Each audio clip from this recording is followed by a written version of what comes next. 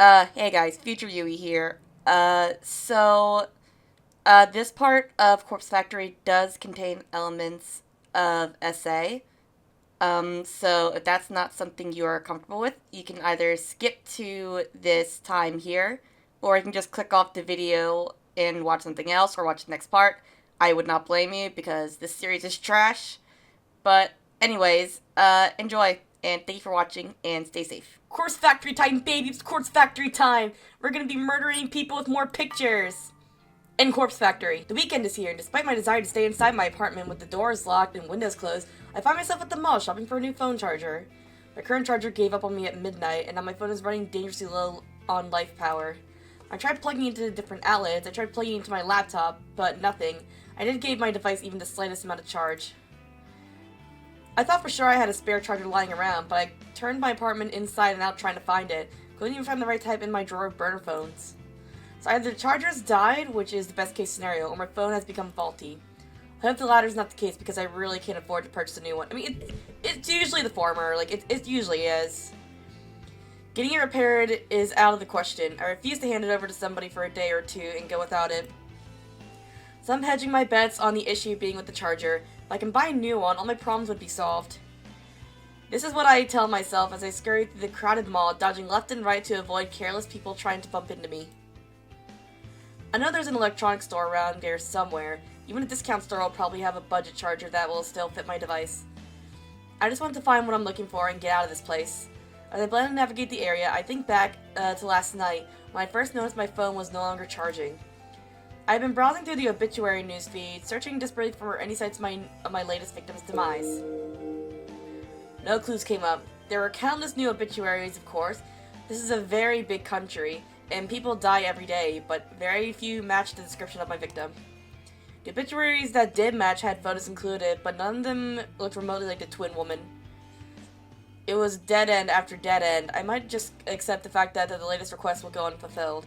I find myself stomping through the mall more often than simply walking. A few people glance at me, but I don't pay heed. I wanted that woman to die. I want her twin sisters to rejoice or despair at the fact that it befell her own flesh and blood. I wanted her to feel the fear of seeing her own corpse in a photo. I wanted her to feel the cold and clammy hands of death tugging at her skirt, whispering to her, inviting her to spiral down and down and down and down. To spiral down and just die. To give up to die, to just spiral down to die. To spiral out of control. I wanted her to die. I wanted her to die. I wanted her to die! Spiral down, down, down. Why didn't you die? Why didn't you die? My head is foggy, my senses blur, my face hot, my hands cold. I repeat the mantra through gritted teeth. Why didn't you die? Why didn't you die? Why didn't you die? Noriko, people are staring, please. Noriko, please.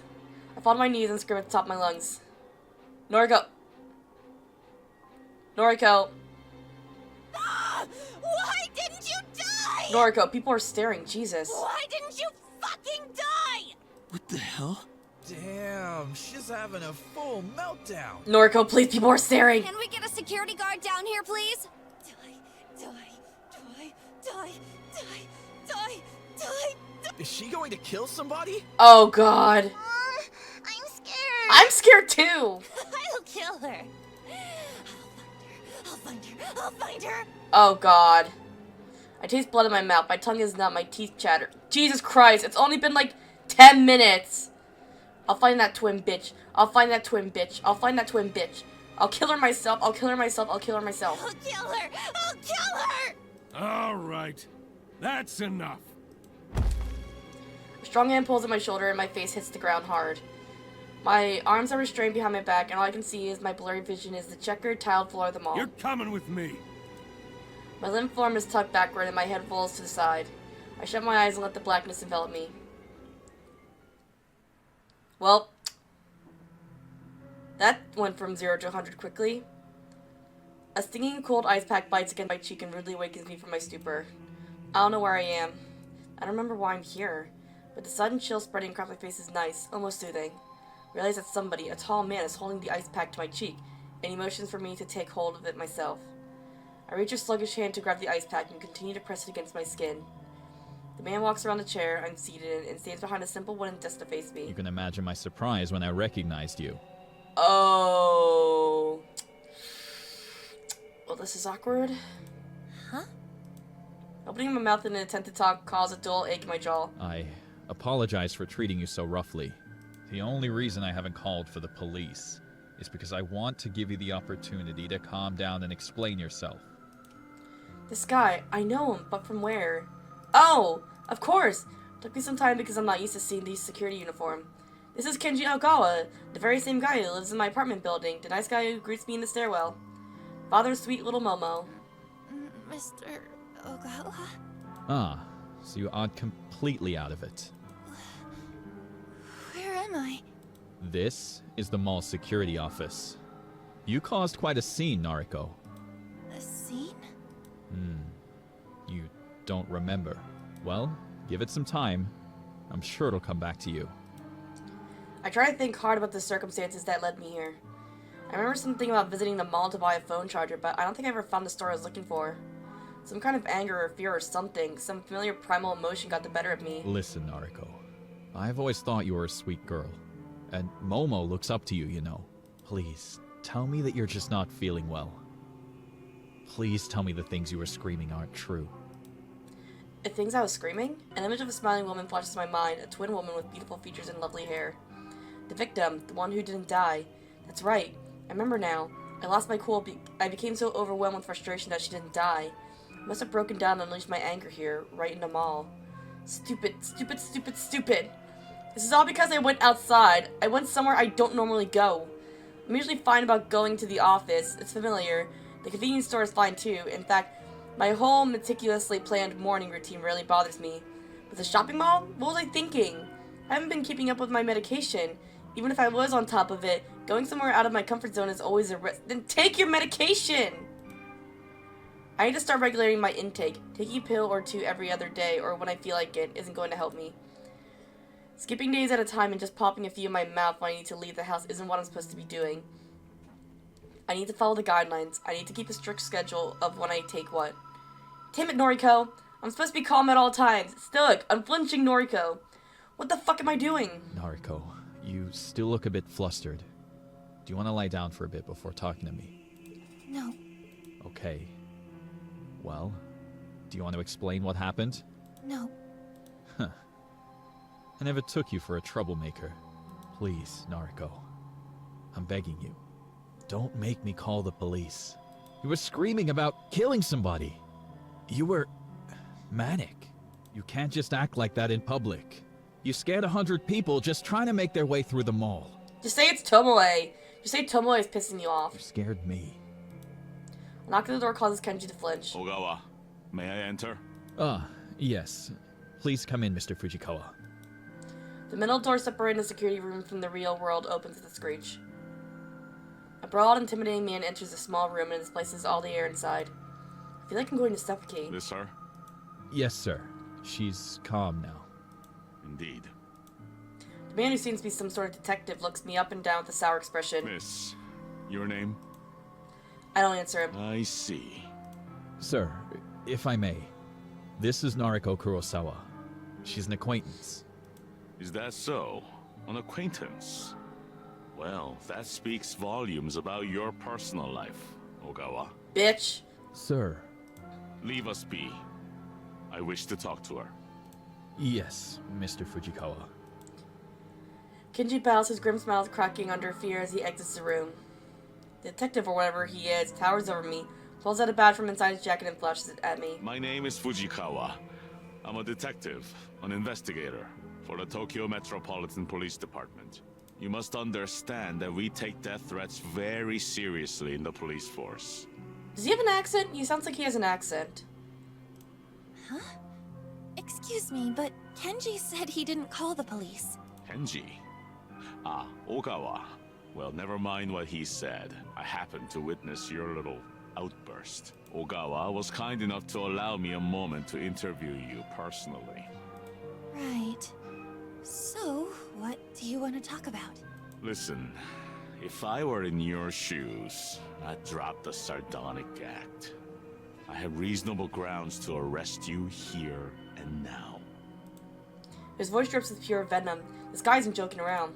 I squirm a little in my seat and remove the cold ice pack from my face. Now, Miss Kurosawa, would you please explain to me who you are threatening to kill? A wave of dread washes over me as the reality of my current situation starts to sink in. If I don't fly straight and narrow here, I might be in for a world of trouble. I apologize for my actions. I wasn't feeling like myself earlier. I regrettably skipped my medication recently.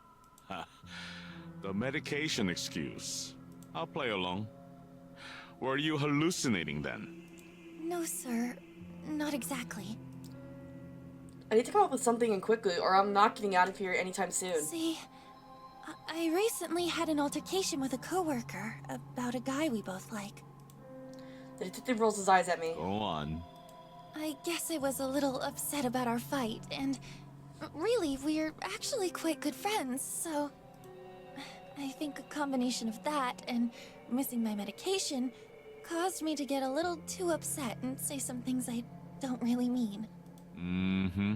And how do I know you're not dangerous? Are you carrying any weapons, Miss Kurosawa? Weapons? No, of course not.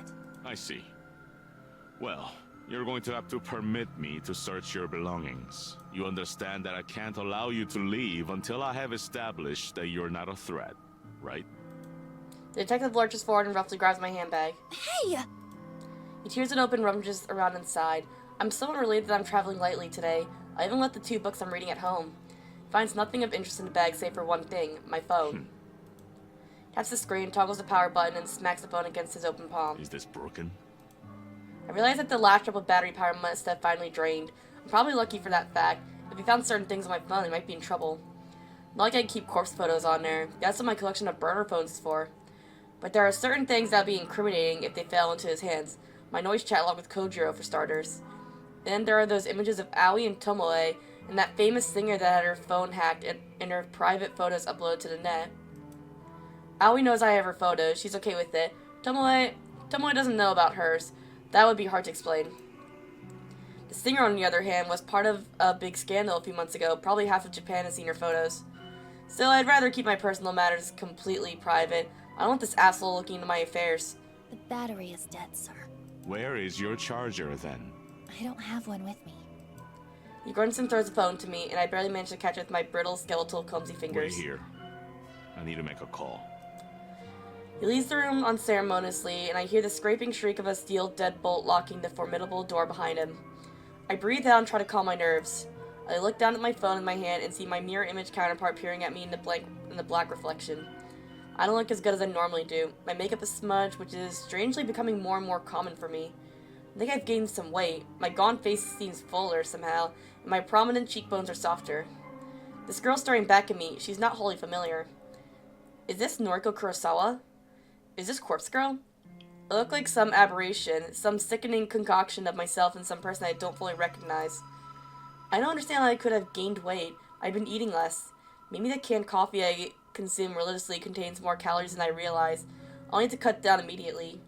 Sour taste rolls around on my tongue and I swallowed it reluctantly.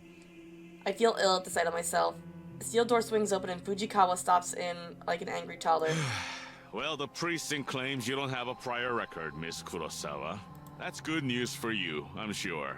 But it's a fucking pain in the ass for me. Well, dude, that is what I like to call a skill issue, not a skill me. So, I flinch at his apparent anger and recoil slightly in my chair. You're free to go. However, I'll remember you.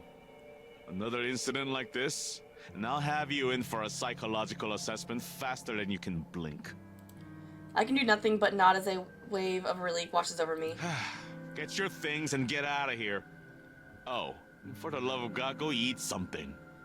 You look like a starving child. Oh yeah? Well, you look like the human version of that one Detective Cookie. I think his name was Almond Cookie. As I leave the security office, I spot Kenji standing outside the door. He bows his head meekly. Take care, Noriko. Yeah. He doesn't lift his head as I walk away. Ooh, I hope we didn't sour things with him. So much for stoic unflinching Noriko. Remember stoic unflinching Noriko? This is her. Weak of flesh and weak of will. Weak, weak, weak. Noriko can't control her emotions. Noriko can't face the world outside without the help of peppy pink pills. Noriko, Noriko, Noriko. She keeps calling herself that. I keep calling myself that. But I'm more than that. More than her. I'm Corpse Girl. I'm bigger than the frail body before me. What do my looks matter in the grand scheme of things? What does my ego matter? I want to be beautiful, thin, gorgeous. Kojiro called me gorgeous. It made me feel good. But that doesn't matter. None of it matters. Corpse Girl matters. She'll succeed and the world will continue to spin. I need to gain weight or lose weight. I need to look like Aoi, with her small frame and cute features, and that bust that's too hard to look away from. I need to look like Tomoe, with her fuller figure, her obscene fashion sense, and those oddly beautiful eyes that she doesn't deserve. I need to look like Yuriko, with her bad haircut, terrible piercings, and trashy clothes. I need to look like Mother, who's just like me and Yuriko combined, with vacant eyes that used to be sparkling and clear, but now just glaze over whenever you try to talk to her. I need to look like Noriko, with her dark hair and her intense gaze, and her healthy, acceptable frame. I don't need to look like this skeleton, this living corpse. I don't need to look like this physical embodiment of hunger and longing and lust and fear and stress and anxiety and uncertainty and ambition and exhaustion. Fuck you. Crest at the mirror and spit on my own reflection. Fuck you. I clench my fist until my nails dig and tear pierce my flesh, letting blood trickle down my knuckles and drip down to the carpet. I don't want to be you. I'm better than you. I'm better than you. I'm better than you. Jesus, Noriko! But I am you. I'm Corpse Girl. It's what I always wanted. It's that sense of belonging that I always sought.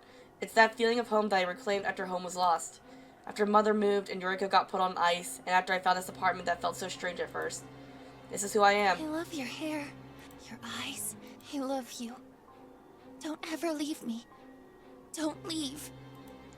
I raised 2 fingers to my mouth and kissed them gently, then pressed them against the mirror. I love you.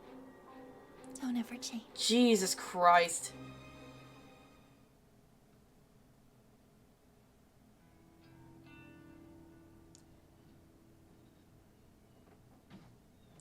To my absolute delight, I woke up this morning feeling really refreshed.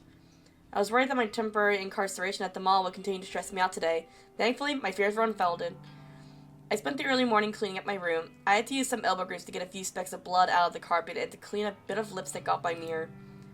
I even took my medication with a tall glass of water, and I didn't skip the pills I don't like this time. It'll be some time before I feel stable, maybe even a few weeks, but the fact that I'm already taking steps forward has done wonders for my mood. Hell yeah, Queen, good job. Take your meds. Chat, take your meds. Today's the day to stay inside and work on me. I can't have another incident like yesterday. I can't break down in public and put myself at risk. I can't break down at home again and feed on my insecurities and anxieties. I need to be strong for Corpse Girl. For me. With my room not clean, I decided to spend a little time tidying the rest of my apartment.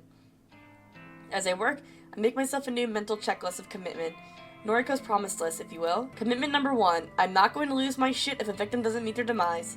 Just because the twin woman didn't kill herself doesn't mean I'm a failure. I had 3 successes before her, and I'll have more successes again. Hell yeah! Wait, I can't believe I'm saying hell yeah to that, like she's literally, like, planning murder, but whatever, man. I just need to try harder, work harder, refine my methods, and keep moving forward. And I'm not at a dead end yet. I have a trick up my sleeve. After all, Kojiro's connection to the morgue may very well be the ace I need to win. Commitment number 2. I'm going to improve myself. I won't say that I'll fix myself. I'm not broken. Not yet. I'm going to improve. I'll keep up with my medication. I'll keep up with my social life. That means keeping in touch with a few friends I have. Aoi, Shinya, and even Tomoe. I'm going to eat a little more. Not much more, but because I want to stay slim. But enough to give me more energy, more motivation. I don't want to be weak anymore. Commitment number 3, the last one. I'm going to get over Aoi. I love her. I loved her since high school. In those days, she always stood by me. My insecurities and anxieties never pushed her away. She knew what I was going through, what I still go through, and could relate to me. She has her own compulsions and anxiety to deal with, so I can't lean on her like I used to. Instead, it's my turn to help her out. But I will move on from obsessing over her. She isn't ready for a relationship, and she explained all the reasons why when she rejected me so long ago. Clinging to the hope that one day we'll be together isn't good for my current state. I need to be moving on, moving forward. I need to let her go. She is and always will be my dearest friend. I'll always love her, but I will let her remain as simply a friend, and I will find someone else to call a lover. Listen, if you love someone, you gotta set them free. And if they come back, then it was meant to be. And if they don't, then it was not meant to be. So, yeah. Good on you, Noriko. Good on you.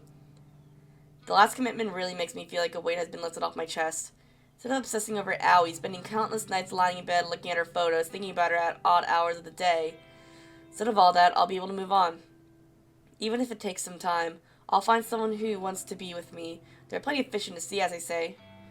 I can't say there's anyone in particular I have my eyes on just yet. My social circle is pretty limited after all. Shinya is a guy I'm simply not interested in. There's no spark there, and there never will be. Tomoe, as irritating as I find her, is oddly alluring to me. I don't like her clothes or makeup or the whole aesthetic she has built herself, but some part of me would kill to spend a passionate night with her. Oh! Oh! So she wants to sleep with Tomoe. Gotcha. Noted.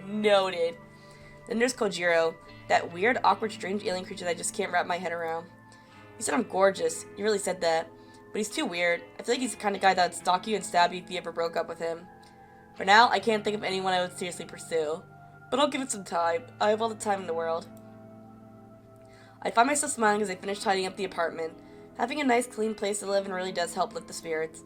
Fortunately, I still haven't managed to get rid of that lingering scent of mold that always wafts around. It's a musty odor that seems to be ingrained in the very walls in the apartment building for at least as long as I've lived here. I know it's not coming from my apartment because it's pretty easy to smell from downstairs too. And as far as I can tell, my place is completely mold-free. I may not be the best at cleaning, but if nothing else, I keep disgusting mold out of my house. Still, the occasional odor outside my place is clean and cozy now. I lay down on the couch and stretch my body, letting my taut muscles stiffen and then relax. The day is still early, and it feels good that all my chores are already complete. The icing on the cake is the fact that Corpse Girl has 2 new requests sitting patiently in her inbox. I logged in earlier and saw them, but decided to sort out my cleaning first. Now I can reward myself by spending the rest of the day working on the new requests. I can hardly contain my excitement at the prospect. 2 requests to work on is better than what I could hope for, and I'm sure at least one of these new victims will fall. My positive attitude will go a long way to ensuring my success this time. Unable to restrain myself anymore, I snatch up my laptop from its charging port next to the couch. I flip open the lid and gaze at the photos that I downloaded earlier. My 2 new victims, fresh blood. Bold! Bold! Bold! My eyes! The first is an older male, maybe in his 50s, typical businessman type. He might as well be a clone of every other nondescript man you see on the subway, at the supermarket, on TV. If I had to guess, I'd take a leap and say his miserable wife wants him out of the picture. Maybe she's unhappy with their finances, or she's having an affair, or she's just tired of his clone face and his clone personality. Regardless, someone wants this unremarkable man removed from the face of this unremarkable world. The second victim is much, much more interesting. Oh, a young girl? 2 things strike me as noteworthy about this photo. Firstly, the cleavage, of course. Okay, yeah, she is a boob girl. Noriko is totally a boob girl. Secondly, the image is a photograph of a photograph. Photographception! Somebody has snapped a picture of an actual physical photo and uploaded it to the site. The photograph is in good condition, as though its owner values it above all else. A signature is scribbled across it in white ink. Oh, maybe she's an idol then. It's an autograph photo of someone who is perhaps moderately famous.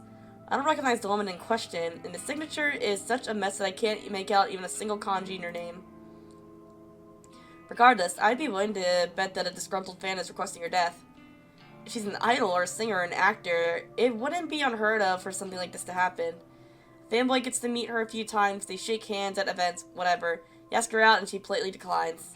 And then the obsession begins. If the fanboy can't have her, no one can. Kill her! Kill her! The reasons behind the requests don't matter. They never matter. I'll kill them all the same.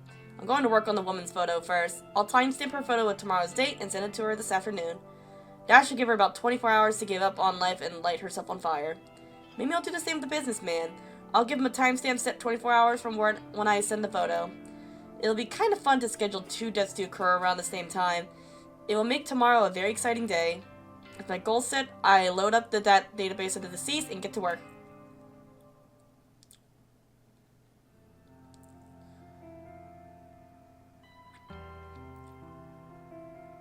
I'm rather proud of myself today.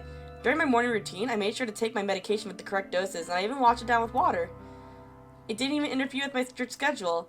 I still managed to catch the usual train, I got to the convenience store at the usual time, and I arrived at the office without a hitch. If I can keep up this dedication with this commitment to improving myself, I know I can be stronger than ever. Strong enough to fulfill Corpse Girl's ambitions. I greeted both Shinya and Tomoe when I came into the office, and even made small talk for a few minutes. Since the day has nearly ended now, I'm going to make an effort to chat with them again before heading home. Being social will help me get through at least. That's what Aoi used to tell me every day. At least before she stopped being social herself. It's about 5:45 p.m., and although both of my latest victims should have killed themselves by now, I don't feel the need to obsessively check for their obituaries. I have a news alert set on my phone, but of course, if it uncovers anything, I'll be notified. But even if it doesn't, I won't stress out. I'm playing it cool. Cool, stoic, unflinching Noriko. The drone in the office always reaches in it's Nadir? I can't fucking read at this time in the evening. It's actually quite pleasant being able to sit in a quiet environment and feel the soft breeze of the air conditioner against my skin. I used to take this time to slowly pack away my things and get ready for the journey home. As I take off my headphones and stretch my arms, Tomoe approaches me with a spring in her step. Yo, what up, slut? Hey, what up, bitch? About a week ago, I would have taken Tomoe's greeting as an insult. Now I know her a little better, I can tell she's actually being affectionate. Despite any differences we might have once said, she really seems to have warmed up to me lately. Hello. How did your day go? You know, same old. What about you? Oh, look at them. They're being friendly-ish. You love to see It it. went well, thanks. Good to hear. You know, Shinya and I are supposed to go out tonight, but What's wrong? hasn't he seemed, like, kinda off today? He can barely look me in the eye. Probably because he's looking at that beautiful, huge, gigantuous, momentous necklace of yours. Because it's like, it just says your name on it. It's ridiculous. Oh, and also maybe your tits too, but I don't know. Really? I spoke to him this morning. He seemed okay. You don't reckon he's seen another woman, do ya? Another woman? Nah, he doesn't seem like the type. Some fragment of a memory, some glimpse of a murky recollection flutters around the corners of my mind, just out of reach. Shinya, another woman. Something is on the tip of my tongue, but I can't quite formulate my thoughts. Shinya isn't the type to cheat, though, so I don't know. Yeah, he's not the type. Cheating. No, Shinya wouldn't do that. He was so nervous when he spoke to me about being pressured into sex. Oh, that's it! The memory that was flitting around the edges of my consciousness has come to light. Shinya spoke to me hypothetically about being pressured into sex. He said Tomoe wasn't the one pressuring him, so who was he talking about? Is this something I should talk to Tomoe about? Shinya really is having a hard time and acting differently around Tomoe, then a relationship could really be in trouble. Was it even my place to say anything? Shinya spoke to me in confidence. He's my friend. But Tomoe is my friend too, and she seems genuinely worried about him. I take a deep breath. This is just office drama like usual. Noriko would normally just reject it all and ignore these people. She won't give it a second thought. But that's unhealthy. Anxious, scared, weak Noriko. I don't want to be that girl anymore. I can be more than that. I'm improving day by day, and part of that improvement involves being more social. It's good for me, right?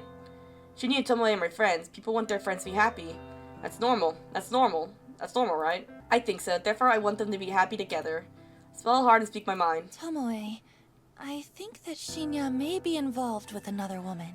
Oh, no. What? Are you serious? Listen though, it's not exactly how it sounds. He came to me a little while ago and asked what to do if someone pressured him into sex. I know that you're not the one he was referring to, so I think he may be in trouble. I think someone else might be forcing him to do something he doesn't want to do. What the fuck? He spoke to you about it, but not me? Well, he's worried about upsetting you, to be fair. Tomoe, you seemed really depressed about it. I think he wanted to resolve the situation without having to worry you. Yeah, I get what you mean, but who the hell is trying to seduce him? I'm afraid I have no clue about that. Sorry. Okay, that's fine. Thanks for telling me this anyway. Now at least I know something's up with him. I'm gonna speak to him. I'll make him cough up what's what. Are you sure that's the best thing to do? Yeah, cause I'll let him know that I'll take care of everything. If some bitch is putting the moves on my Shinya, I'll smack him into the ground. Yeah, I know what you're very capable of, Tomoe. Trust me, I very much know. Of course. I don't know why I ever doubted you. Tomoe grins. Despite her obvious frustration, gives me a thumbs up. Thanks, gang. I'll keep you updated. Okay, good luck. She spins on her heel and leaves me behind. I think I did the right thing. Surely Tomoe will get to the bottom of the situation. I watch as she wanders over to Shinya's desk. They exchange a few words that I can't hear from my position. Tomoe then leaves and Shinya sluggishly lowers his head to rest against his desk. Now that Tomoe has left the office, only a handful of stragglers remain on this floor, myself and Shinya included. I find myself watching Shinya for more than a few minutes. He doesn't seem to notice that my gaze is locked on him. A few or more of my coworkers take their leave, and an eerie quiet descends over the empty office floor. I remain in my chair staring intently at Shinya's distraught face, we're the only ones still here. He doesn't show any signs of moving. It's kind of unnerving to see him like this. It's not like he's the peppiest or most energetic person I've ever met, but to see him so drained and motionless makes me feel uncomfortable. I owe it to my newest conviction to go and talk to Shinya. More than that, I owe it to him. I find myself striding toward his desk before my mind even registers that I'm moving. Hey, I'm slightly startled when he immediately looks up at me. This sudden movement is reminiscent of a corpse springing to life in a B-grade zombie film. Oh, Noriko. Not feeling well? Not really. I'm sorry. I shouldn't be here if I'm unwell. I didn't mean to worry you. Don't sweat it. I'll, take my leave then. If he leaves now, I won't feel like I've done anything to help him. As awkward as it feels to pry into his personal affairs, I need to dig deeper if I'm going to try and help him feel better. What should I even say? Shit, not again. Alright, I'm saving real quick. I'm gonna save real quick, here. Alright,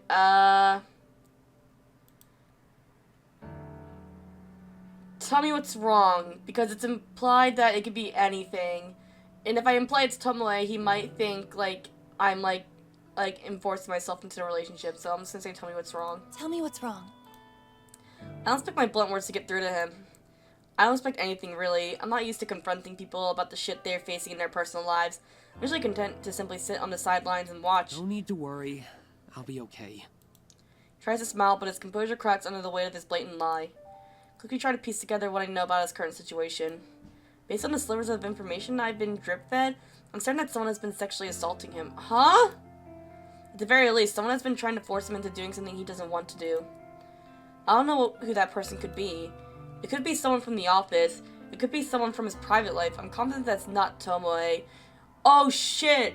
What if it's that boss lady that's making him do shit in exchange for him to, like, get his career back on track? Oh shit. Shinya isn't the kind of person to ever stand up for himself, and he's probably not the type of person to speak up when he's feeling down. But his recent composure reveals volumes about how he's truly feeling. Whatever the situation is, it's painfully obvious that Shinya is a victim. Whatever is happening in his life is not his fault, and he's too proud or stoic or embarrassed to seek help, even from his own girlfriend. If I don't put one foot forward and cut to the chase, chances are Shinya will never build up the courage to ask for help before it's too late. Someone is sexually assaulting you, right? He doesn't say anything. He doesn't even flinch, which I have to give him credit for. This is a guy that couldn't keep from blushing the last time the word sex was mentioned around him. Yes. Oh shit! So it is true. His calm response and even calmer demeanor divulges his inner turmoil. I see. I don't know what to say next. I see probably wasn't the best starting point, but I'm truly at a loss for words. He confessed so readily and I expected more resistance. Honestly, same, but you gotta give him credit. Can you tell me who it is? I can't tell anyone. Not you. Not Tomoe. I can't even tell my father, and he's a detective.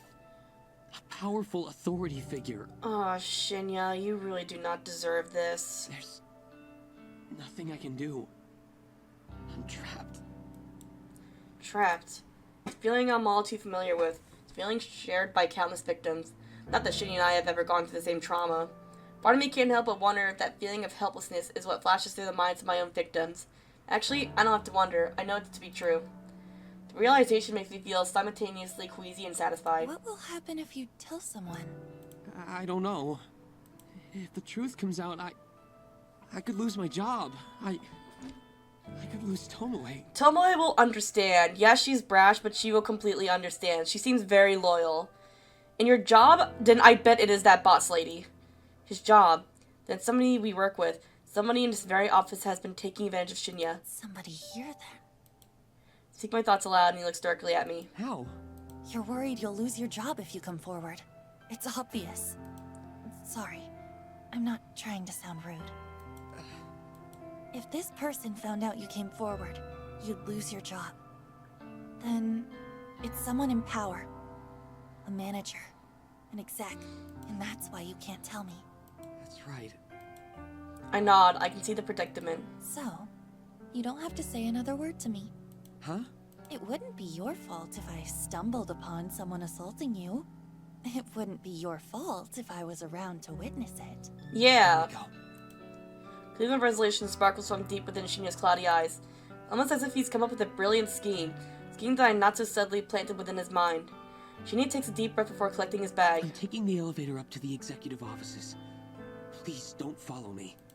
With that, he gently pushes past me and makes a beeline for the elevator. Oh. As the door closed behind him, and the familiar thrum of the elevator pans out around me, I stand still and close my eyes. I count to 100 in my head, giving Shinya a generous head start.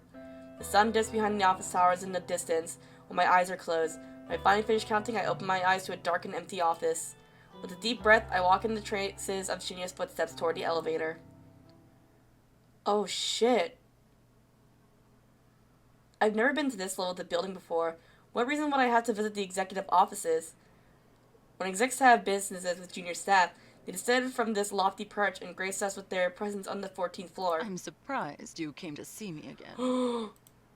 A woman's voice from nearby catches my attention. It's a hushed yet aggressive tone, like the whisper of a venomous serpent. Are you finally going to let me have my way? Oh, this bitch. It is that one bitch lady, isn't it?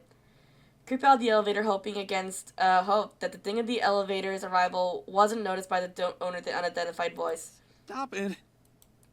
That was Shinya's voice. I creep around the corner and catch a glimpse of two bodies at a nearby desk. Is that her? Come on now. I'm tired of playing games with you. I knew it was her! This bitch! You want to please me, don't you? I'm your superior after all. Nah, fuck that. Nah. How can you expect to get ahead in this company without sucking up to your superior? Hasn't he done enough? So that would explain like why she went the extreme of like trying to like ruin his career after Aoi. That would explain it. So she can have an excuse to sleep with him. Kotomi Ida, the executive with Shinya's career in her hands, the very same woman who blamed Shinya for the mishap with hiring Aoi. So the whole situation was more in depth than I originally thought. It was never about Aoi. It was about holding power over Shinya. Miss Ida, please, I just came here to... Shh, I don't want to hear it. Shut up, Take your bitch. shirt off. No! I swallowed hard. I knew that Shinya was in trouble, but I didn't expect things to escalate this quickly. I don't have time to think rationally. I stride forward rather loudly and purposely bump into the desk, sending a potted plant tumbling onto the carpeted floor with a little thwump. Gotcha! Kotomi's neck pivots at full speed and she turns to face me. Her eyes narrows into hateful slits as she withdraws from Shinya. Within seconds, Kotomi has abandoned Shinya and drawn close to me. Kurosawa, what in hell's name do you think you're doing here? Fuck you, that's what. This level is for executives only. I should have you thrown out of here by security. Fujikawa isn't an executive either, Miss Ida. And he looks quite at home here. Shinya stands in the background, slightly tightening his shirt. Kotomi's eyes somehow narrow even further, to the point where I'm certain that she can't possibly see anything. Fujikawa's business here is none of your concern, Kurosawa. Leave. Now, or I'll have you forcefully removed. I fold my arms over my chest and dig my heels into the ground. I'm not one for confrontation. I'm not one to hold my ground against a powerful adversary. And yet, this vivid image of Tomoe has bloomed into my mind. In Tomoe's absence, it falls to me to protect Shinya. Fuck off, you filthy skank. Hell yeah! Good on you, Noriko! Can't believe the foul words that tumble out of my mouth. Apparently, Kotomi can't believe it either, because her eyes finally widen and her jaw drops. She looks like a stupid fucking idiot. Somehow, Tomoe's indomitable spirit seems to have inhabited my body. My words echo her own. That, or I've just managed to find a temporary burst of courage. What did you say to me? You heard me loud and clear. Back off from Shinya.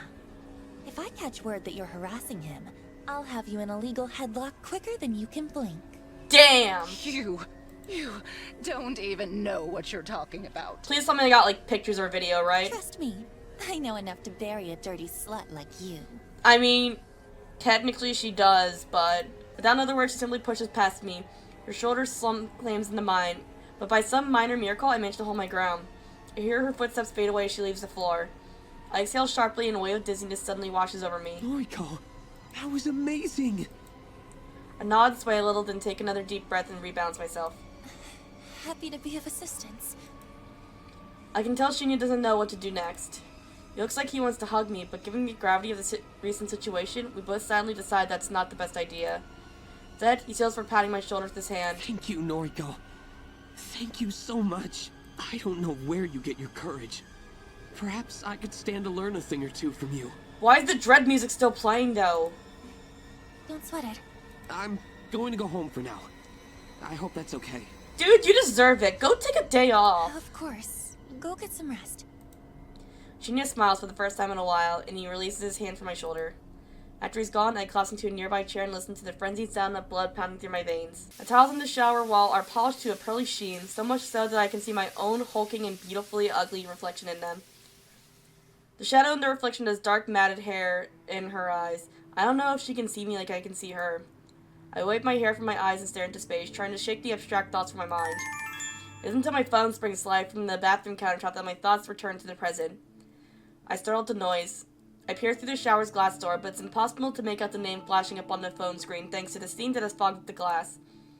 Allie's the only person who regularly calls me, so it could be her ringing. Or it could be a spam caller trying to sell me something I really don't need. But I may just cave in and buy it anyway, because it's a nice feeling that someone thought to call me. I open the shower door and tiptoe out, my wet and dripping body causing pools of water to form on the bathroom floor. A deft hand snatches up my phone, and I clutch it to my chest and I retreat it back into the shower. My phone is a fairly new model, so it's conveniently waterproof. I take advantage of this feature on occasion. It's nice to be able to submerge myself in water and browse the web to truly escape my own thoughts. Heavy droplets smack against the phone and dribble down, but my eyes ignore them as they scan the screen. The incoming call is a voice chat request from noise user Koji Koji. Kojiro's calling me? I answer the call. Noriko? Hey. Hi. Good time? Sure. Mad. Wanted to tell you something. I saw a post on... This call has static. Sorry, it's just the shower running. Oh, in the shower? Yeah? Huh. Okay. Yeah, don't get weird thoughts about that, Kojiro. I'm just bathing myself. Sorry. Awkward now. You're thinking about me in the shower, aren't you, Kojiro? Really, it's fine. What did you want to tell me? Okay. Saw a new post on Noise Chan today. Posted this afternoon. Might interest you. The message board noise channel is often affectionately referred to as a noise chan by certain frequent users. I'm not really surprised that Kojiro has typed to call it that. What was the post about? Well, someone wrote this. I quote, "Hey, so today I got a strange gore photo from a number I don't have in my contacts." Continuing, "Not sure what the deal is. It was gross though. Wondering if any hackers can trace the number or something." End quote. Thoughts? Strange gore photo from a number I don't have in my contacts. Sounds like Corpse Girl has struck again. Right? Thought the same thing. Wonder who wrote the post. Kojiro mentioned the post was written today, and the original poster wrote that they received a photo today. That means it can only be one of the two people, either of my latest victims. The carbon copy businessman or the attractive, semi-famous singer, idol, actor, whatever woman. So, who wrote this post anyway? Don't know. Anonymous. Of course, it was a stupid question. No one would attach their name to such a strange post. Was hoping you could tell me. How would I know? Well, you're Corpse Girl, right? This again? This again? Kojiro just doesn't let it slide. Why does he suspect me now? What did I do this time? Okay. We can discuss later. Oh yeah, the original post has a reply. It does? I'll read it too. Quote, "You got this too? Was the gore photo a picture of yourself? I'm worried. Received a similar pic from the same number. Continuing, thinking about contacting the police. Not sure if I'm overreacting." End quote. So the first post received a reply. Interesting. Very interesting. Both posters talked about receiving a photo. That can only mean that one of them is the boring businessman and one of them is the semi-famous woman. However, the fact that they've taken this discussion online instead of just slitting their own throats is rather troubling. Were the photos not convincing enough to make them kill themselves, or not enticing enough to summon another entity to snuff out their souls? Was this just a repeat of the failure I had with the twin woman? Anyway, enjoy your shower. Well, I was until you called! Let's talk tomorrow, Corpse Girl. Before I can interject, Kojiro ends the call. Shit, he's once again assuming my true identity. He's assuming correctly, but that's beside the point. Well, maybe it doesn't matter too much. Maybe this will actually save me some time and effort. If he already knows I'm Corpse Girl, it should be easy to strike a deal with him in exchange for access to a fresh supply of cadavers.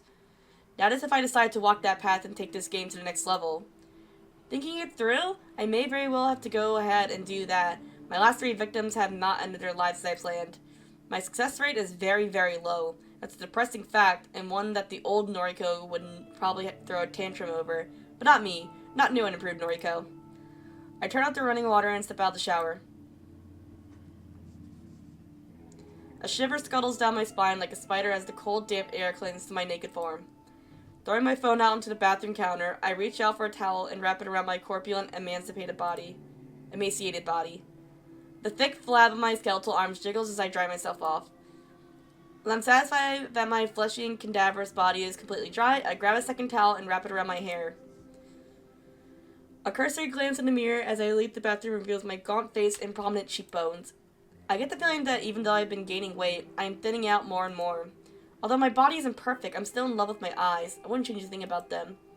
While my frame simultaneously grows plumper and slimmer, I hope my eyes will always stay the same.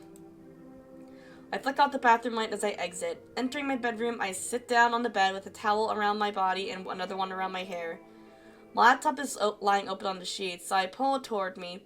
A few clever keywords in the search engine quickly leads me a post on Noise Channel that Kojiro must just informed me about. Sure enough, he was telling the truth. The original poster submitted this just today, and a follow-up reply was submitted shortly after. I skimmed through the text to see if there are any clues about either poster's identity. However, nothing really stands out, or retain any assumptions that my two latest victims created these posts. I spend a little time applying various moisturizing creams to my skin before getting dressed in my bedwear. I'm feeling pretty relaxed by the time I finish. Perhaps I'll spend the rest of the evening reading a book in bed. Or I could try and plan out my next move with Kojiro. Should I come forward, claim my identity, and request access to his morgue? It's a big step. It seems to be the time for me to make a bold move. I can't keep working on requests that are doomed to fail. I need to start succeeding, for me, for Corpse Girl. I pull my laptop to me once more and begin to brainstorm my plans. It's already 5:45 p.m., and he isn't even in sight. I thought for sure that he wouldn't miss a chance to meet up with me again. I can't contain my nerves. I try to tell myself that I'm only angry because of trepidation and I'm not actually angry at him. No, I'm angry at him because he's a man, and men derogatory. This is a big moment for me. I've never once revealed my identity to anyone. I assume he will take it in stride. I wouldn't be going through with this if I didn't firmly believe that. Hi.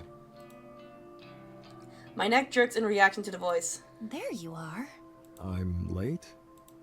Make a point of checking the time on my phone and nod. Sauce. Traffic? You drove here? No. Okay. What did you want to discuss? I have a request for you. And a confession. Kojiro's eyes wide and he looks me up and down. Knew it. I blink and look down at the ground. He's known for some time. I was fooling myself thinking that my stupid attempts to erase my suspicion of my identity were working on him. You're going to confess your love. Been waiting for this moment. No, dude. I'm about to tell you that I'm literally a psychopath. Wait. No, that's not. Shh. No more words. I accept your heart. Kojiro, I don't. I'm a lesbian! This isn't getting me anywhere. Thanks to my frustration and nervousness, I simply brought out my true confession. I'm Corpse Girl. Kojiro doesn't react, but he cocks his head a few degrees to the side, slowly and surely. You can even call that a reaction to my sudden outburst. Yes? Okay. So, a kiss to commemorate our love? I mean, he's committed, you gotta give him that. Did you even hear what I just said? Of course. I'm Corpse Girl. I'm the one behind the corpse photos and the deaths and. Feels kind of strange to say these things out loud. For some reason, it leaves a sour and bitter taste in my mouth that I can't swallow. Yes, I know. Knew it since our first noise chat. Our first noise chat? Remember? You messaged me late at night. Asked me if I knew about Corpse Girl. Is that what tipped you off? You assumed I was her just because I mentioned her? What a dumbass. Then. How? You asked me to look up names. Names of Corpse Girl's victims. Oh, yeah. I did, huh? That was stupid of me. Yeah, you really are a diddly dumbass. I suppose that gave it away. No. Other people could have known those names. Then. Come on. Throw me a bone here. How'd you find out? You said you requested Eiji Hanada's death. I remember that I lied to Kojiro about being the one to request his death. It was the only way I could escape his suspicions at the time. I remember correctly, if I threw him off my trail for a while. I believe that I was the one who requested the death, so that explained how I knew he was one of Corpse Girl's victims. But if what Kojiro's telling me now is true, then my lie actually had the opposite effect. How did it make him figure out my identity? I don't understand. I confessed to requesting Eiji Hanada's death. So what? That was a lie. Even so, I still don't understand. You're not making any sense.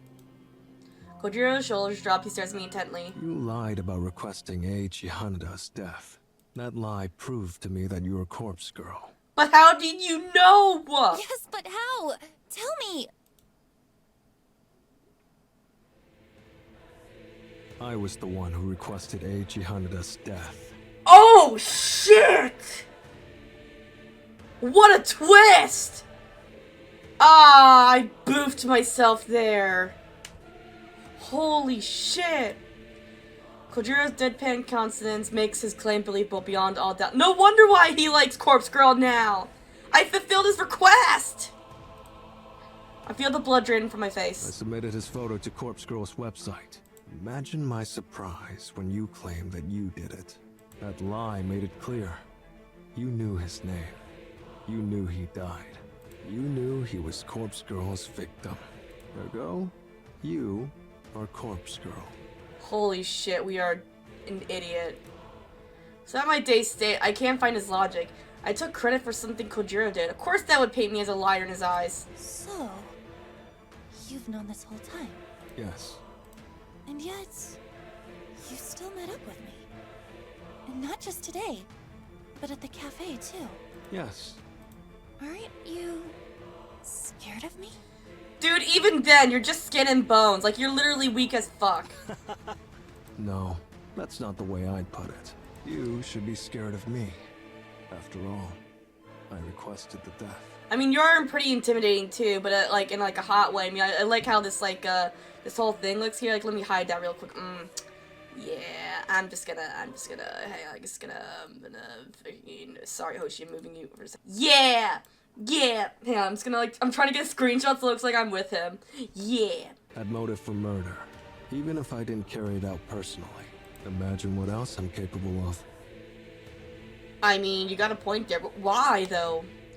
I subconsciously take a step back from Kojiro's sudden looming form. From our discussions, I know you don't kill your victims. Oh my You god. just nudge them, urge them, tempt them with death as an escape from their fear. You're no murderer. What reason have I to fear you? I mean, he's got a point there. He's right. He's absolutely right. He knows everything about Corpse Girl's methods. My methods. Kojiro is a dangerous enemy. Or a powerful ally. And it's up to me to decide whether he's with me or against me. I recall our conversation at the cafe. He claimed he would support Corpse Girl if she came to him for assistance. He's a fan. He would support her obediently, no question asked, as long as the price is right. So all I have to do is make him an offer he can't refuse. Join me. Help me. Help Corpse Girl rid this fucking world of the fetid filth that infests it. I don't think you really care about that. You just want to make corpse photos. I just had to quote a certain passage from a book that Kojiro himself gave me. A paragraph from Strange Flower that has stuck with me for some time.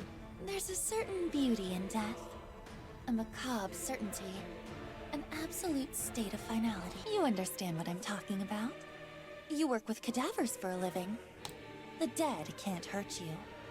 They can't betray you. They can't disobey, or object, or disapprove. Wouldn't it be better if we were all beautiful like that? Perhaps. Didn't expect Corpse Girl to be so vain. Is your motivation simply to impart your own ideas of beauty to the world? No, There's more to it. of course. Myself, Noriko, may be vain. But Corpse Girl isn't burdened by such petty notions. Her ambition is pure. Her ambition is crucial to the survival of the entire human race. Girl, what do you want? Didn't you just want to make corpse photos? Thought I had a big ego. You're so self-important. Both you and Corpse Girl. I don't expect you to understand. Not yet. But I've realized that I can't do everything alone. I need your help. I need cadavers. I see. What's in it for me? This is a critical point of our negotiation. It could all fall apart if I don't offer something that Kojiro considers worth the risk. Question is, what does he want? What does he I desire? propose an equal partnership. You'll reap half of the benefits from Corpse Girl's work. Oh, I thought you were gonna like offer your body because I think he wants that at least. This offer's a gamble, and I know that in the back of my mind, however, there's the only feasible solution I could come up with when I planned out this encounter late last night. This tactic relied completely on my assumed understanding of Kojiro's innermost desires. If I'm wrong about him, then this whole thing will blow up in my face. Corpse Girl will create more death than you could ever imagine. Think of all the fresh corpses you could get your eager little hands on. Kojiro shakes his head, his lips purse in a thin line of disapproval. Sorry. Already got my fill of corpses. Morgue's full enough as it is. I narrow my eyes and stand my ground. I can't back down now. I'm so close to unraveling him and his secrets. You've always wanted to mimic Nobel Sinclair. I can see it in your face, in your very soul, whenever you praise his work. Please don't tell me he's a necrophiliac. You want to emulate his actions and experience his escapades firsthand. You want to dress up corpses, take them out to dinner, perform all manner of bizarre social experiments with the dead. Oh god. It's your passion. But living vicariously through Nobel Sinclair's books isn't enough for you anymore. And that's where your fascination with me, with Corpse Girl, stems from. If this is true, then I am no longer interested in Kojiro, because that's... nope. As soon as you figured me out, you knew I was your gateway to satisfying your lust for the macabre. You work with cadavers all day, every day. But you can't get them out of the morgue with eyes on you at all times. But I can. I have the perfect plan on how to withdraw all the corpses we could ever need. Half of them for you, and half of them for me. An equal partnership.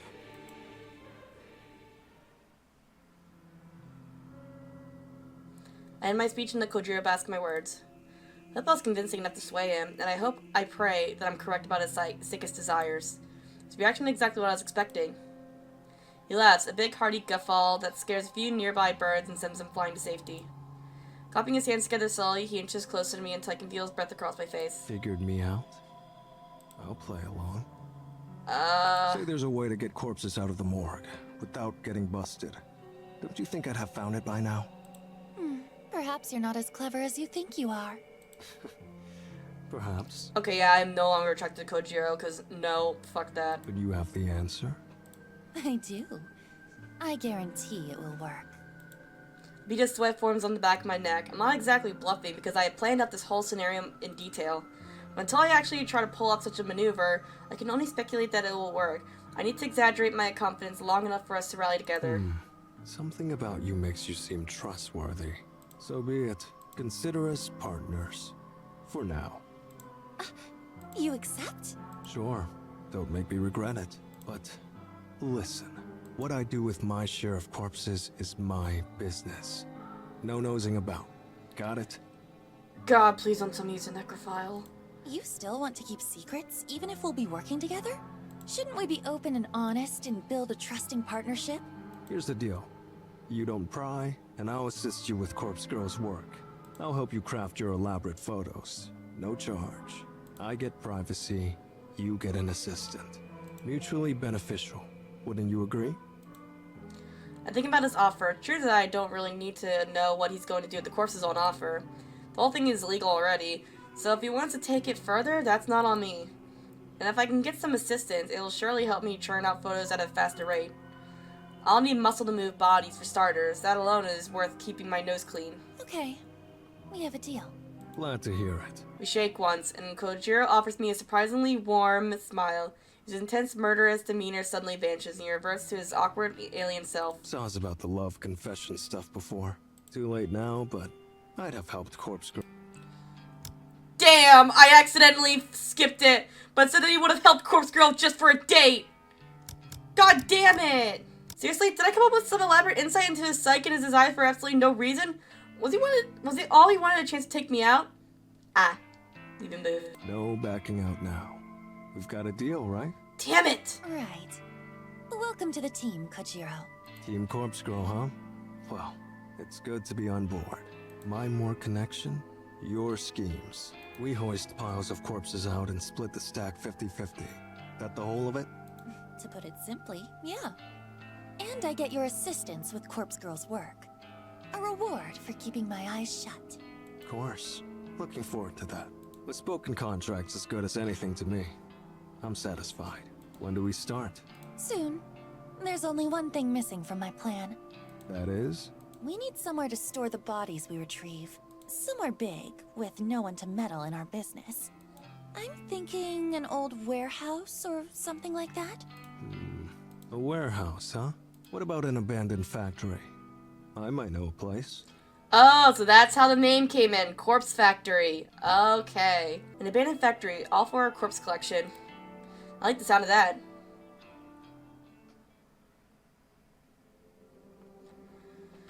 It's pretty late by the time I get back home. I'm completely wiped out.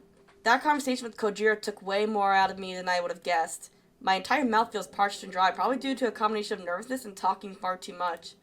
Still, I'm happy with the end result. That meeting was worth stepping out of my comfort zone for. I'll wait for Kojiro to get back to me about the abandoned factory. Once we secure a location like that, our real work will begin. I figured that I should turn in for the night since I need to be at the office in the morning. But an ever-present tug of curiosity pulls at my sleeve, and I feel myself being drawn to my laptop. I take a quick look for new requests, just a peek.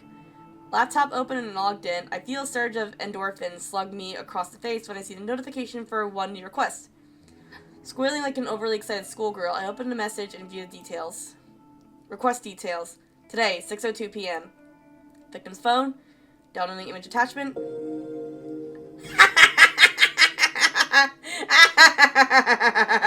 Oh, let's go! Let's go!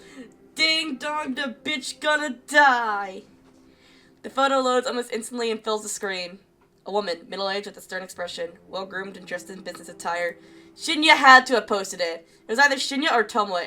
No, it's Shinya. It's definitely Shinya. He definitely posted it. Because I don't think Tomoe would go for that again if she knew, like, who was, like, doing it. Kotomi Ida. I'm in complete disbelief. Seeing this request come through the site gives me a disorienting sense of deja vu. I rack my brain for the cause, wondering if I've lived this moment before. The answer hits me quickly despite my mind's exhaustion. Kotomi Ida isn't the first coworker of mine to have her death requested. Yeah, Akane Tsunemaki. Though I didn't at the time, Akane Tsunemaki also worked in my building, and her death was requested not all that long ago. Kotomi Ida marks the second person to be wanted dead within my company, and she's an exec, just like Tsunemaki. I wonder if this is simply a coincidence? It surely has to be. After all, Tomoe confessed that she was the one to request Tsunemaki's death, and she seemed to regret doing so. Therefore, I have to doubt that she'd go on to upload Kotomi Ida's photos to the site. Yeah, that's what I'm saying! It wasn't Tomoe, it has to be Shinya. So who could want Kotomi Ida dead? She isn't the most likable person, but who really is? She deals with the juniors on my floor on a regular basis. The juniors like me, Tomoe, Shinya. That's right! Thanks to Kotomi, Shinya's prospects at the company are dead in the dirt. And that's before even diving into the true issue, their current relationship. Would he request her death as retribution? Doesn't seem like the type, but... That aside, I'm far too tired to run through the myriad possibilities tonight. I don't think I can even bring my weary fingers to navigate the database of the deceased and start on this request. I'll tackle this tomorrow. No matter the reasons behind the request, Kotomi Ida will receive a corpse photo. That's my conviction as corpse girl, after all. Close the lid of my laptop and throw myself down to the bed, begging for sleep to claim me quickly.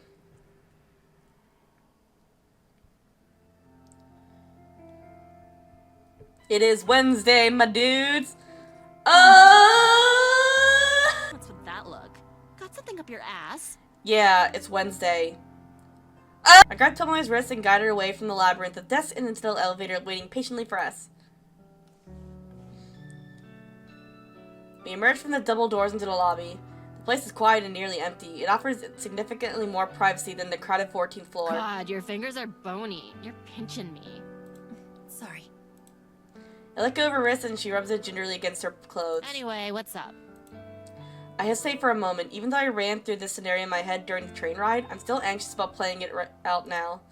But this situation involves Tomoe, either directly or indirectly. As my friend, she needs to know. I think Corpse Girl is going to target Kotomi Ida.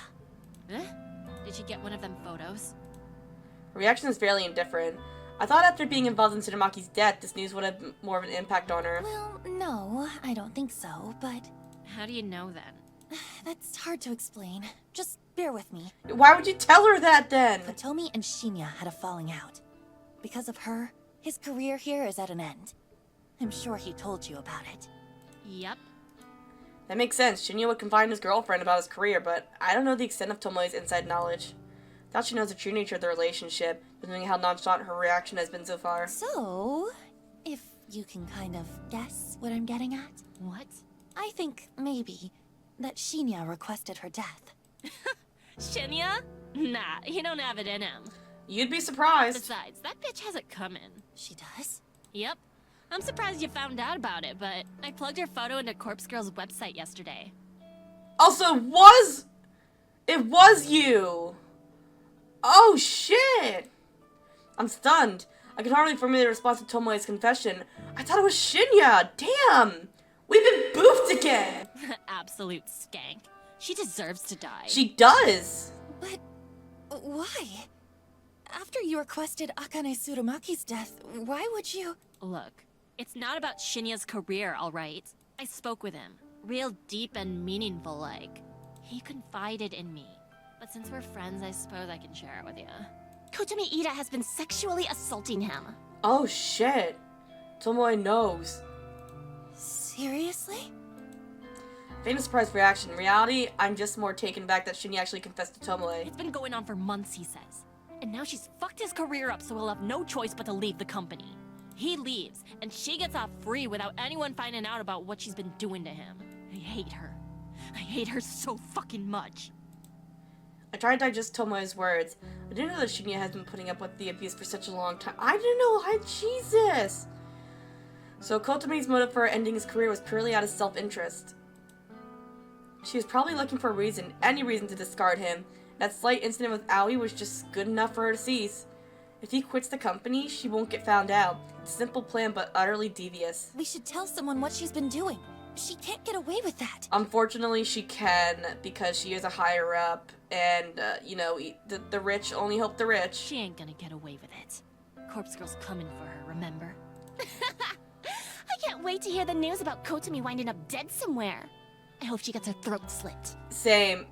Me too, Tomoe. Me too. Yeah. But hey, how'd you find out about it? Tomoe cocks her head and gives me a concerned look. Brace herself as I watch the gear slowly turning inside her head, waiting for her to point the finger at me. I don't know why I thought it was a good idea to reveal this information to Tomoe. Should have just kept my mouth shut and fulfilled the request like always. Damn it, why does my curiosity always get the better of me? I want to cause my own demise at the rate I'm going. Oh, I figured it out. Kotomi must have received a photo and told you about it, huh? Wow, that Corpse Girl sure works fast. Tomoe's gleeful expression suddenly caves in and she gasps. Wait a minute. Why would she even show you something like that? Oh no. When I think about it, there was that time you got a photo, but nothing happened to you. Then, the only way you could have really known about Kotomi is... Well, just as Tomoe takes a purposeful step toward me. You're a Corpse Girl, aren't you?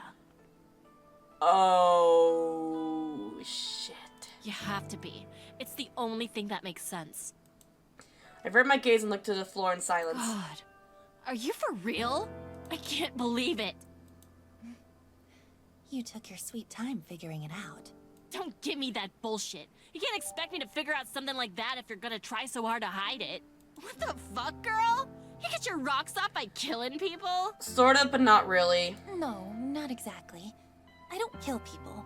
The hell you don't! Explain that bitch Tsurumaki. She killed herself. Yeah, she killed herself. That's the cover-up, right? I'm serious. She killed herself. But Corpse Girl encouraged her to do it. Tomoe blinks a few times, her face scrunching up and analyzing my blank expression. You're telling the truth. Holy shit. I can't believe this. You're really Corpse Girl? There's no going back now. After hiding my true identity for nearly a year, I managed to reveal it to 2 people in less than 24 hours. What the fuck, dude? Why, Noriko? I just hope I haven't made a fatal mistake. It's true. I'm Corpse Girl. Wow, fuck me, right? All this time I've been thinking you're just some goth skank with weird hobbies. But you're actually pretty fucking cool. You're actually doing something with your life. Thank you? Huh? I thought you'd be angry with me. Angry? Why would I be angry? God, this is the coolest thing that's ever happened to me. I mean, the photo in your desk. I'm friends with fucking Corpse Girl. And people said I'd never amount to nothing. I mean, it's not really that much big of a deal, but whatever. It took me long enough to figure it out. I ain't the sharpest light bulb in the shed. You know what? It's fine. Whatever. At least she admits it. I can't argue with that. Tomoe laughs and puts her arm around my shoulder. Shrink away a little, but her good cheer is somewhat infectious. I feel full of relief washing my body. So, like, I gotta know. How many people have you killed? I said I don't kill people, remember? Yeah, you know what I mean. How many have offed themselves because of you? It's an embarrassingly small number. That's so? Oh, that's a shame. Listen, you gotta fill me in on all the juicy deets later, Kay. For now, please focus on getting rid of that bitch Kotomi. I'll do my best. Thanks, slut. Shinya and I will owe you one for sure. Don't tell Shinya! Tomoe swings around and looks toward the elevator. She turns back and gives me a thumbs up gesture. This convo never happened. Got it? Yeah, I'm really hoping so. Don't tell Shinya. That's my line. You can't tell anyone about me and Corpse Girl. Please, who would I tell? Shinya? Well, the police, for starters? Fuck 'em. I ain't a squealer. Base, Tomoe said ACAB. I'm on your side, Corpse Girl. Relax. Anyway, peace. Tomoe ducks away and lazy standing alone. Tomoe may be a bit of a bitch, but I do like her. I really do like her. She's an interesting character. I really hope I made the right decision here. I suppose I don't have a choice but to keep moving forward. My first order of business should be to take care of Kotomi Ida. If I can get her to kill herself, it'll prove to Tomoe that I'm not messing around. It might even cement our friendship even further. Hell yeah, queen. I might have to just get through the rest of the workday. Then I can return home and focus on crafting Kotomi's corpse photo. Wait, why did I say hell yeah to that? I'm literally hoping you plan murder, probably. That's when the real fun will begin. I reach into the drawer and clutch a cheap plastic burner phone between my fingers. Crafting the photo of Kotomi Ida is done. All I need to do now is send it. I thought about waiting until tomorrow, but I already put off making the photo for a day, so I'll make my move tonight. Don't let the ADHD win! During editing, I timestamped the photo with tomorrow's date, 10:46 a.m. It doesn't leave much time if Kotomi receives the photo tonight, but I'm confident the plan will be effective. Kotomi will look at the photo tonight. She'll either freak out and end it all immediately, or after a sleepless night of anxiety, she'll pull the trigger, figuratively speaking, instead of going to the police in the morning. I could cross my fingers and hope that by divine intervention, someone else will take her life, but based on my recent failures, I don't think that's likely anymore. If anyone else was ever involved in the deaths of Corpse Girl's victims, I don't think they're still around. Why else would my last few attempts have failed? No, my best bet is to urge Kotomi to simply kill herself. A convincing enough corpse photo might be enough to lure her to her own death. When I turn on the burner phone, I'm happy to see the battery still charged. I load up the phone number masking app, enter my trademark digits, and then shoot the photo into the network. If Kotomi's a screen addict like the rest of society, she'll be freaking out in about 10 seconds. Since this victim is going to have a quick turnaround time, I'll take the burner to the back shed tonight to store it, and I'll ditch it on the way to the office tomorrow. I'm not expecting a reply within such a narrow time frame, so there's no need to hold on to the phone for 24 hours like I normally do. Clutching the phone with one hand, I grab my keys from the kitchen bench with the other. I step toward the front door. Beep, beep, beep. The phone is in my hand, vibrates violently, and I nearly drop it in terror. What the? I bring the screen swiftly to my face and read the alert. One new message. Without thinking, I unlock the phone and open the message. Reply from Kotomi Ida! You think this is funny? I know who you are. I'll report you to the police. Oh my god. Holy shit. She actually replied. For the first time since Corpse Girl started her grand work, I've actually received a reply from a victim. Oh shit, I really hope Tomoe did not tell her. I really hope she did not. Even though I used the number mask, there's actually nothing stopping someone from directly replying to my message. A reply message would still get sent through the network and back to the burner phone SIM card. The number mask is simply a stealth tactic, disabling the ability to view what the phone number actually is. It doesn't prevent replies. I discard the burner phone anyways, but it's an extra layer of security, not to mention a bit of a calling card. Judging by Kotomi's response, I assume we have a fighter on our hands. She's not going to give in easily. Her threat about reporting me to the police is a bluff. I'm confident that she couldn't possibly know my identity. I've been waiting for this. I've waited so long for someone to reply. I can finally put my contingency plan into practice. I've been holding out for this moment. I feel a wicked grin split my face in two, and I mash my fingers against the screen as I compose a venomous reply. You like that photo? That's due in about 12 hours, unless you follow my instructions. The message sends in an instant, and I eagerly await the next reply. I'm not left waiting for long. Kotomi's response comes through within seconds. Her attitude is completely changed. Please, I'll do anything. What do you want? I called your bluff, you piece of shit. Hell yeah. Now you'll do what I tell you to. I enter my instructions clearly and concisely. Pack 500,000 yen into a bag, put it in a coin locker 6644 at Shinjuku Station. Retrieve the item already inside. Put the locker key inside a full soda bottle and leave it on top of the locker. Do it now, make sure no one else sees you. Then go to platform 12, do not board a train. Await my instructions. Satisfied with this addendum, I hit send. If Kotomi truly fears for her well-being, she'll carry out the instructions. Your response arrives shortly. Okay, I'll do it. I'm going there now. Yes! Wait, 500,000 yen. That's like $5,000, isn't it? Yeah. I've done it. I've convinced her. I'll collect the money once I'm sure she's no longer hanging around. 500,000 yen is nothing to sneeze at. Not life-changing, but it'll cover my rent for a good few months. I choose this amount to simply test the waters. Asking for an insane amount would make it impossible for a victim to follow through. But I figured someone like Kotomi, an exec for a big company, would easily have access to this much dough. I'll go collect the money, and if everything goes well, Kotomi Ida will disappear before sunrise.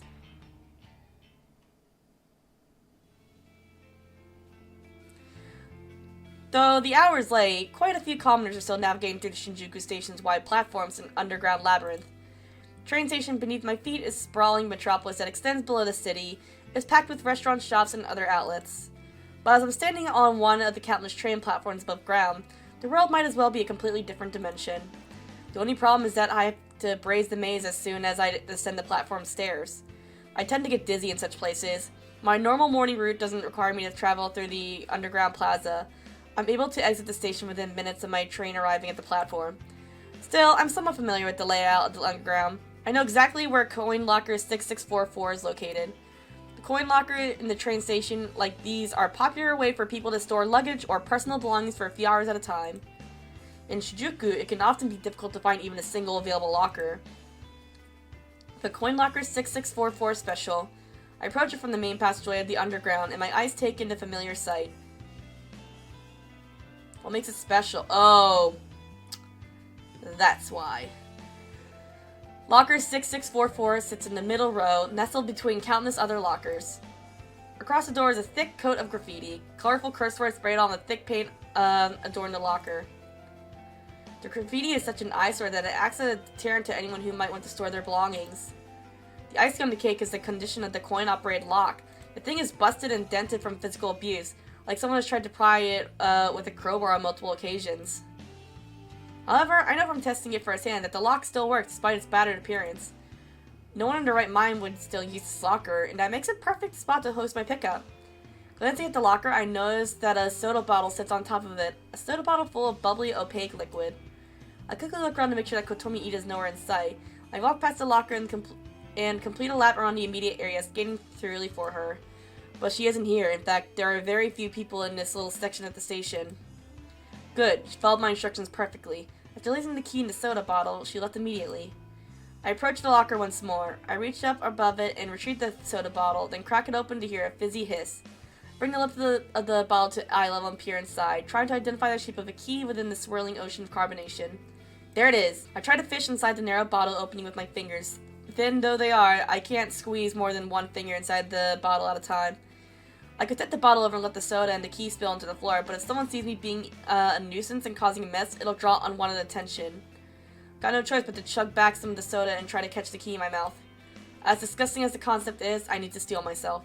I raise the bottle to my lips, tilt my head back, and pour the foul liquid into my open mouth.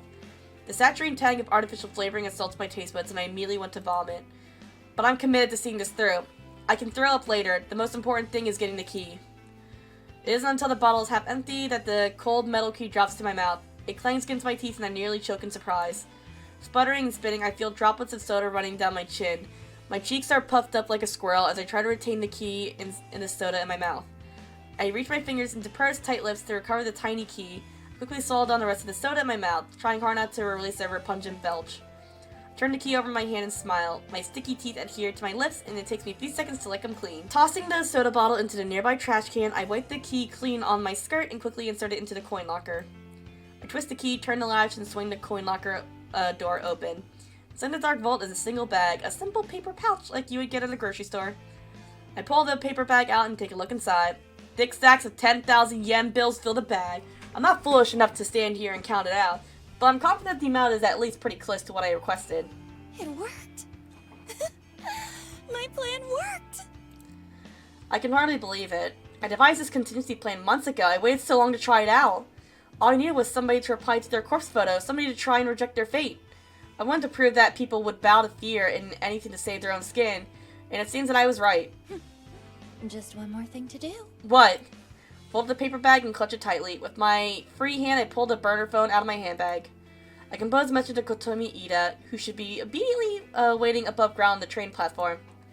When the next train arrives on your platform, stab the first person to disembark. You must kill them.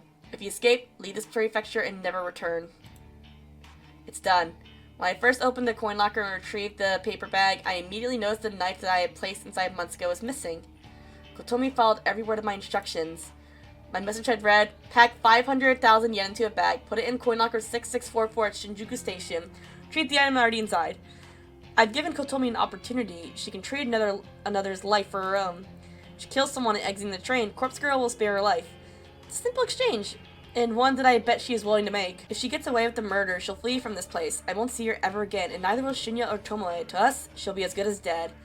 And as for Corpse Girl, well, as long as the body's claimed in exchange, she'll be satisfied.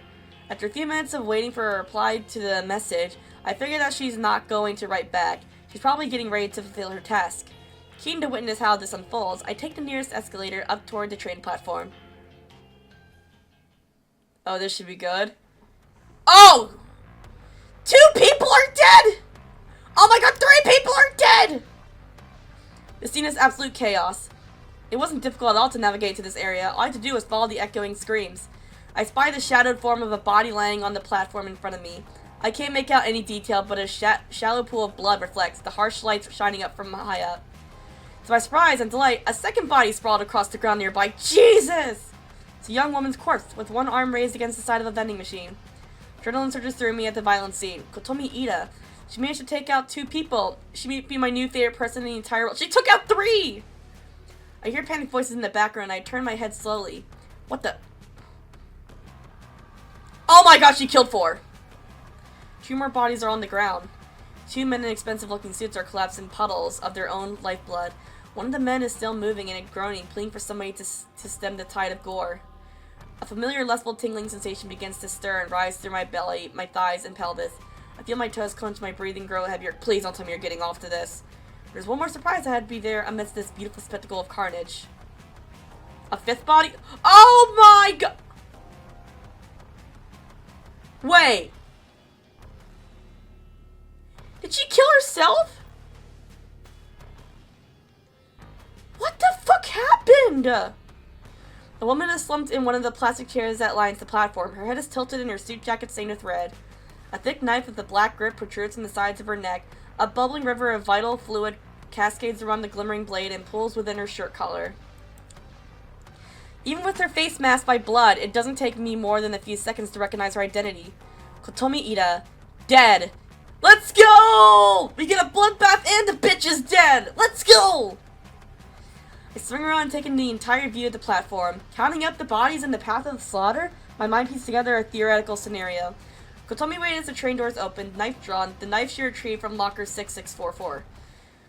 When the first person stepped out of the train, she stabbed him and left him for dead. The body that I first saw, laying on the edge of the platform, was perfectly aligned next to the train to fit this theory. In a panic, Kotomi would have attempted to flee. She bumped into her second victim, the young woman slumped against the vending machine, and cut her down desperately to make her escape. Judging by the wound on Kotomi's own body, I would assume that 2 businessmen lying face down tried to apprehend her. He must have sustained fatal wounds before finally managing to wrest the knife away and plunge it into Kotomi's neck. It's all just speculation, but I'm fairly confident that's how this whole event played out. It was probably over in less than 60 seconds. Then why are her eyes missing? And it could have worked out better for me.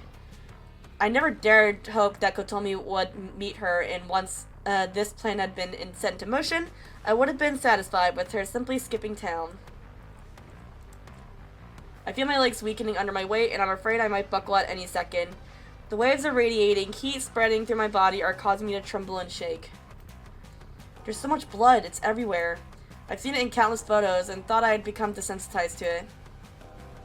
But maybe I was wrong. Seeing blood in real life is completely different. I feel faint and pale and excited and aroused. Oh my god, don't say aroused.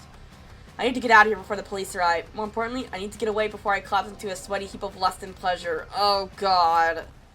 I turn on my heel and sprint down the rising escalator as fast as my quivering legs will permit. Jesus Christ.